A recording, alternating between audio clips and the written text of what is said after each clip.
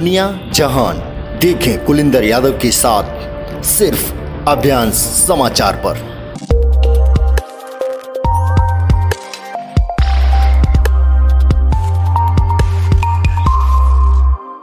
पिछले 2 दिनों से पटना से लेकर इलाहाबाद तक छात्रों का बवाल मचा हुआ। छात्र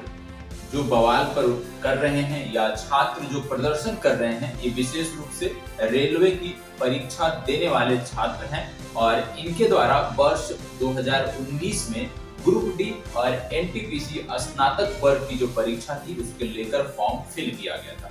सरकार द्वारा 2019 में ये फॉर्म निकाला गया था, लेकिन 2020 में इसकी परीक्षा नहीं हुई, 2019 में भी नहीं हुई थी और 2021 में जाकर इसकी परीक्षा हुई और अब जाकर 2022 में इसके परिणाम घोषित किए गए हैं। छात्रों का आक्रोश इस बात को लेकर है कि ऐसा बोला गया था नोटिफिकेशन के समय कि जो परीक्षा ली जाएगी उसमें 20 गुना ज्यादा, जितनी रिक्तियों की संख्या है उससे 20 गुना ज्यादा अभ्यर्थियों का चयन किया जाए। लेकिन जब परिणाम आता है तो छात्रों को निराशा हाथ लगती है, क्योंकि यहाँ पर जो बात की गई थी कि 20 गुना परीक्षार्थियों का चयन किया जाएगा, 20 गुना अभ्यर्थियों को चयनित किया जाएगा, वो संख्या यदि हम देखें तो मिलाकर आप कह सकते हो 8 से 10 गुना ही है। क्यों? क्योंकि एक छात्र को कई जगह, यदि कोई एक बच्चा है जो कई कैटेगरी में चयनित हुआ है तो उसको भी काउंट कर लिया गया, मतलब एक रोल नंबर 4 से 5 बार उस सूची में दिया गया है। हालांकि 20,000 मतलब 20 गुना परीक्षार्थियों को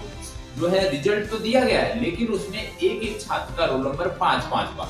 छात्रों की जो चिंताएं हैं वो इसी बात को लेकर है कि शायद यदि एक छात्र को एक वर्ग के लिए ही चयनित किया जाता तो कुछ अन्य छात्रों को भी इसमें जगह मिलती और उनकी भी जो नौकरी के लिए आस है कहीं ना कहीं वो पूरी होती, क्योंकि लगातार पिछले 3 वर्ष से ये रेलवे की परीक्षा की तैयारी कर रहे छात्र लगातार जी तोड़ मेहनत कर रहे हैं और उसके बाद भी यदि परिणाम में उनको इस प्रकार का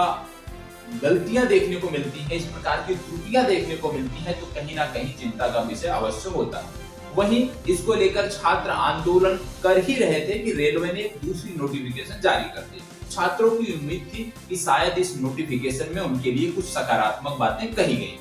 लेकिन इस नोटिफिकेशन में भी कुछ सकारात्मक बातें नहीं कही गई, बल्कि छात्रों को एक तरह से धमकी देते हुए बताया गया कि जो छात्र आंदोलन कर रहे हैं, जो छात्र रेलवे ट्रैक पर प्रदर्शन कर रहे हैं, ऐसे छात्रों को चिन्हित किया जा रहा है और उन पर कार्रवाई की जाएगी, आगे की परीक्षाओं के लिए उनको बैन भी किया जा सकता है। यह खबर आग की तरह फैल गई और तेजी से लाखों की संख्या में छात्र बिहार से लेकर उत्तर प्रदेश के विभिन्न रेलवे स्टेशन पर पहुंच गए और एक प्रकार से आप कह सकते हो बिहार के जो बड़े से बड़े रेलवे स्टेशन थे उन सभी का परिचालन जो है पूरी तरह से बाधित कर दिया छात्रों ने। करे भी क्यों ना, क्योंकि एक बर्दाश्त करने की एक सीमा होती है, एक क्षमता होती है, और जब उससे ऊपर कुछ चीजें हो जाती हैं तो निश्चित रूप से आंदोलन होना लाजमी है। विभिन्न कोचिंग संस्थाओं द्वारा लगातार सरकार को आगाह भी कराया जाता रहा है कि छात्र बहुत ही शांत हैं, लेकिन यदि इनको उकसाया गया तो परिणाम आपको कुछ आप कह सकते हो कि आंदोलन के रूप में ये परिवर्तित हो सकते हैं, और वही देखने को मिला। आपको बता दें ये सारी चीजें अपनी जगह पे ठीक हैं, लेकिन जिस तरह से इसमें एक वाकया और भी था कि ग्रुप डी के लिए जो 2019 में वैकेंसी निकाली गई थी उसके लिए भी आयोग द्वारा नोटिफिकेशन जारी कर दिया गया और बताया गया कि 24 फरवरी से आपकी परीक्षा है। उसमें यह भी बताया गया कि आपकी परीक्षा 2 चरणों में ली जाएगी, जबकि नोटिफिकेशन के समय स्पष्ट किया गया था कि जो भी ग्रुप डी की परीक्षा होगी वो सिर्फ 1 चरण में होगी। अब छात्र इसको लेकर भी आक्रोशित हैं कि जब नोटिफिकेशन 2019 में बताया गया कि 1 चरण में परीक्षा होगी तो आप 20 दिन पहले कैसे यह कह सकते हो कि आपकी परीक्षा 2 चरणों में होगी, मतलब प्री और मेंस दोनों होगा। तो इसको लेकर भी छात्र आक्रोशित हैं। निश्चित रूप से इस तरह का बदलाव नहीं होना चाहिए। यदि इस तरह का बदलाव होता है तो निश्चित रूप से कम 6 महीने पहले आप करें, छात्रों को कुछ समय दें, लेकिन 10 दिन 20 दिन पहले इस तरह का यदि बदलाव होता है तो निश्चित रूप से आक्रोश छात्रों में पनपता है और उसी का परिणाम विभिन्न क्षेत्रों में आप देख रहे हैं। दूसरी तरफ ये सारी चीजें ठीक है, आंदोलन करना भी अपनी जगह पे ठीक है, अपनी मांग को लेकर आवाज उठाना भी ठीक है, लेकिन जिस तरह से, जिस बर्बरता के साथ इलाहाबाद से जो वीडियो आप स्क्रीन पे देख रहे होंगे, जिस बर्बरता के साथ इलाहाबाद में छात्रों को पीटा गया, आरोप है प्रशासन का कि छात्रों ने प्रशासन पर पत्थरबाजी की। ठीक है, पत्थरबाजी की, आप चिन्हित करके उनके खिलाफ कार्रवाई करें, लेकिन जिस तरह से हॉस्टलों पर, जिस तरह से जहां पे छात्र रहते थे, उन परिसरों में आपने छापा मारकर, आपने तोड़ फोड़ कर जबरन छात्रों को बाहर निकाला, पीटा आपने छात्रों को, ये कहीं भी यदि हम देखें तो वर्तमान समय में भारत देश में जहां पे संविधान का राज चलता हो, ये कहीं भी उचित प्रतीत नहीं होता है। क्योंकि जरूरी नहीं हर वो छात्र जो हॉस्टल में है, हर वो छात्र जो हॉस्टल में रहकर तैयारी कर रहा है, वो आंदोलन से जुड़ा हुआ हो। तो बिना किसी, आप कह सकते हो बिना पहचान किए, ऐसे छात्रों की बिना पहचान किए यदि पूरे उस समूह को आप चिन्हित करके उसको प्रताड़ित करने का प्रयास करते हैं, तो निश्चित रूप से ये बहुत ही, जितनी इसकी निंदा की जाए उतनी कम है। और इस पर राज्य सरकार के किसी भी आधिकारिक यदि बोलें तो किसी भी जिम्मेदार पद पर बैठे हुए अभी किसी का भी बयान नहीं आया है। लोग आंखें मूंद कर बैठे हैं। आखिर ऐसा क्यों है भारत देश में कि नेता अपने लिए सारी सुविधाओं की व्यवस्था कर लेते हैं, अपने लिए सारे कानून, अपने हितों के लिए सारे कानून बना लेते हैं, लेकिन जब बात छात्रों की आती है, जब बात मजलूमों की आती है, जब बात गरीबों की आती है, तो वहां पर उनकी वो दूरदर्शी सोच कहां चली जाती है जो अपने लिए सब कुछ समेटने के लिए होती है। तो निश्चित रूप से इलाहाबाद में जो भी हुआ,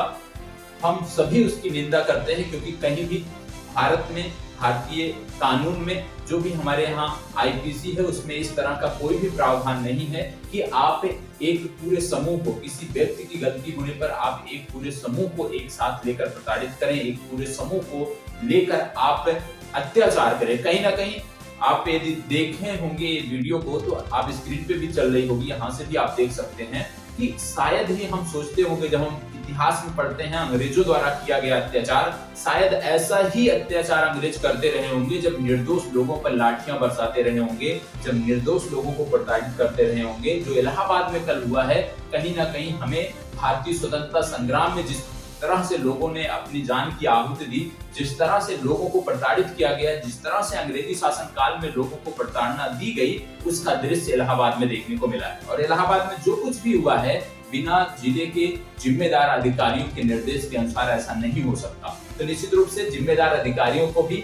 आकर इस पर अपनी बात स्पष्ट रूप से कहनी चाहिए कि जो निर्दोषों पर लाठियां चलाई गई हैं, जो निर्दोषों को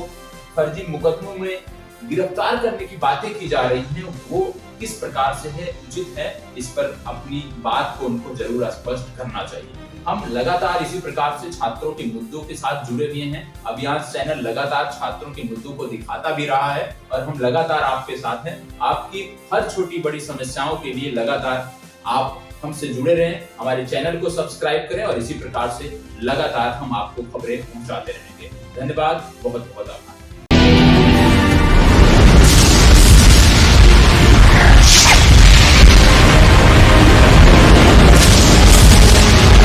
दुनिया जहान देखें कुलिंदर यादव के साथ सिर्फ अभियांश समाचार पर।